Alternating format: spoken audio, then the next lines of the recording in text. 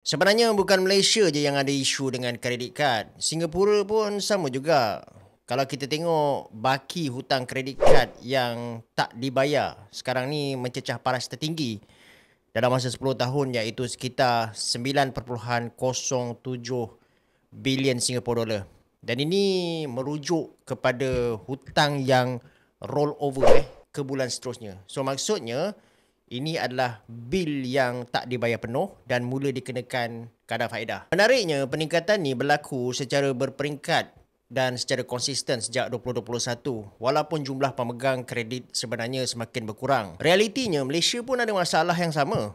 Bila hutang kad kredit rakyat negara kita ni mencecah 50.7 bilion ringgit setakat September 2025 dengan 55.18 juta daripadanya sudah pun tertunggak. Dan data yang dibentangkan dekat Dewan Rakyat baru-baru ni pun menunjukkan corak yang sama, pattern yang sama macam Singapura juga, iaitu penggunaan kredit kad kita makin rancak terutamanya untuk e-dagang. Kenapa? Sebab dia memberikan flexibility kepada bayaran. Puncanya masih lagi klise iaitu gaya hidup dan juga psikologi pengguna apabila ramai berbelanja melebihi kemampuan masing-masing, kejar status dan semakin selesa menggunakan kredit termasuk buy now pay later. Akan tetapi saya nak bagi satu teori ekonomi dah Kenapa orang boleh terperangkap dalam masalah kredit kad?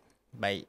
Dia sebenarnya macam ni dah guys Masa muda-muda, masa belum kahwin, kita ada terlalu banyak benda yang kita nak beli ataupun perkara yang kita inginkan. Contohnya macam travel ke dan sebagainya kan. Cuma masalahnya pada masa tu gaji kita tak besar. Kita tak mampu. Jadi apa kita buat? Kita pun zas swipe credit card. Kita tahu benda tu hutang dan kita tahu kita kena bayar akhirnya.